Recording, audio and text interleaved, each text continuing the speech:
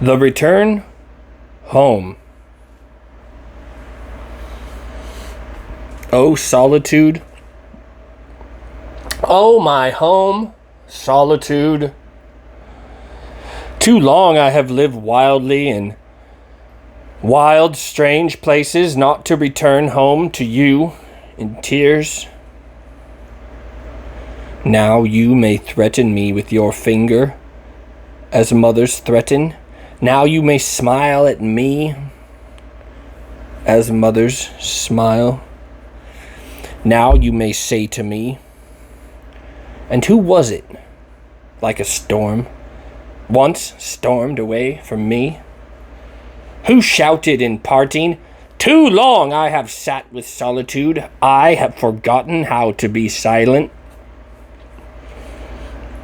That, I suppose, you have learned again now? O Zarathustra, I know everything. Also that you were more forsaken among the many, being one, than ever with me. To be forsaken is one thing, to be lonely another. That you have learned now. And that among men you will always seem wild and strange. Wild and strange even when they love you. For above all things they want consideration. Here, however, you are in your own home and house. Here you can talk freely about everything and pour out all the reasons. Nothing here is ashamed of obscure, obdurate feelings. Here all things come caressingly to your discourse and flatter you, for they want to ride on your back. On every parable you ride to every truth.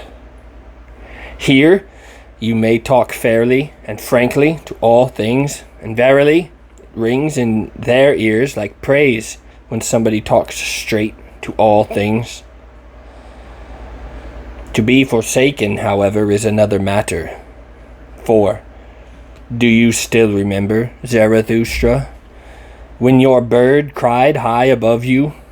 When you stood in the forest, undecided where to turn, ignorant, near a corpse?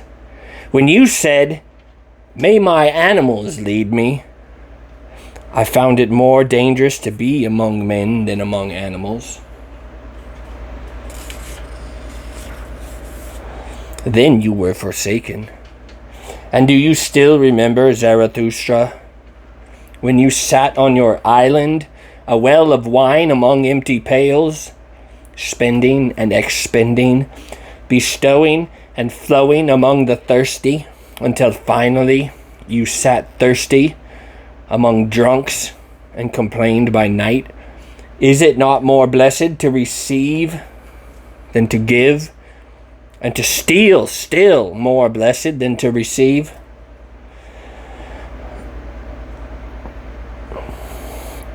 Then you were forsaken. Do you remember, Zarathustra, when your stillest hour came and drove you away from yourself, speaking in an evil whisper, speak and break, when it made you repent all your waiting and silence and discouraged your humble courage?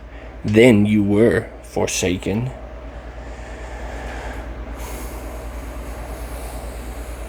O solitude, O my home, solitude, how happily and tenderly your voice speaks to me.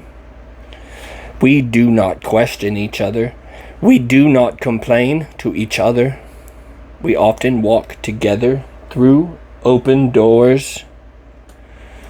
For where you are, things are open and bright. And the hours, too, walk on lighter feet here. For in darkness, time weighs more heavily on us than in the light. Here, the words and word shrines of all being open up before me. Here, all being wishes to become word, and all becoming wishes to learn from me how to speak. Down there, however, all speech is in vain. There, forgetting and passing by are the best wisdom. That I have learned now.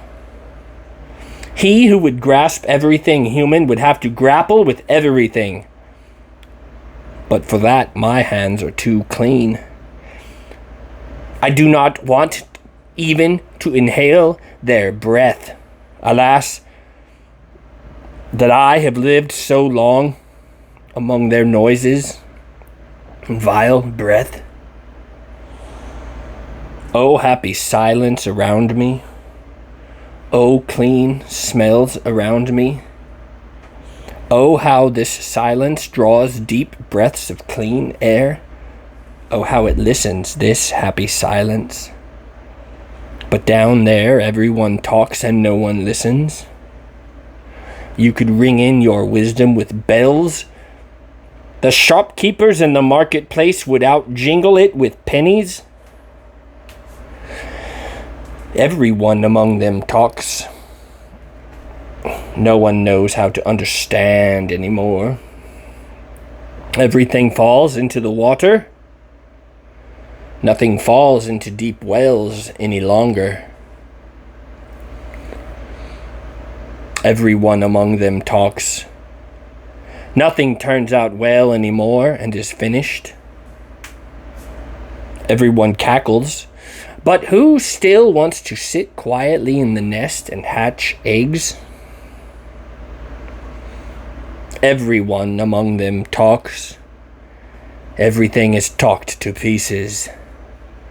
And what even yesterday was still too hard for time itself and its tooth, today hangs, spoiled by scrapping and gnawing, out of the mouths of men of today. Everyone among them talks. Everything is betrayed.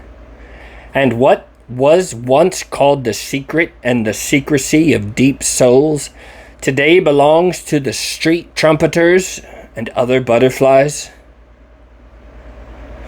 Oh, everything human is strange, a noise on dark streets. But now it lies behind me again. My greatest danger lies behind me. Consideration and pity have ever been my greatest dangers, and everything human wants consideration and pity. With concealed truths, with a fool's hands and a fond, foolish heart, and a wealth of the little lies of pity, thus I have always lived among men. Disguised, I sat among them, ready to mistake myself, that I might endure them, and willingly urging myself, "You fool, you do not know men." One forgets about men when one lives among men. There is too much foreground in all men. What good are far-sighted, far-seeking eyes there?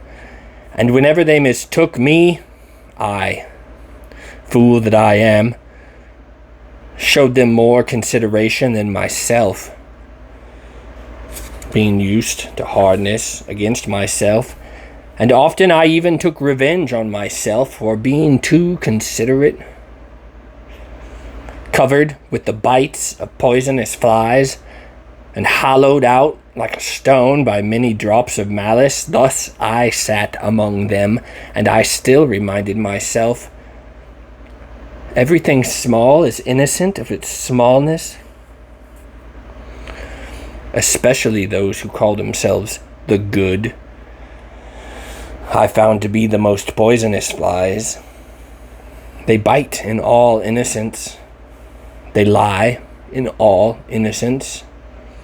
How could they possibly be just to me? Pity teaches all who live among the good to lie. Pity surrounds all free souls with musty air. For the stupidity of the good is unfathomable. to conceal myself and my wealth. That I learned down there, for I have found everyone poor in spirit. The lie of my pity was this, that I knew I could see and smell in everyone what was spirit enough for him, and what was too much spirit for him. They're stiff sages. I called them sagacious. Not stiff. Thus I learned to swallow words. They're grave diggers.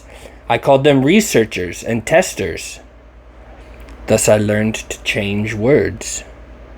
The grave diggers dig themselves sick. Under old rubbish lie noxious odors. One should not stir up the morass. One should live on mountains. With happy nostrils, I again breathe mountain freedom. At last, my nose is delivered from the smell of everything human. Tickled by the sharp air, as by sparkling wines, my soul sneezes, and jubilates to itself. Gesundheit. Thus spoke Zarathustra.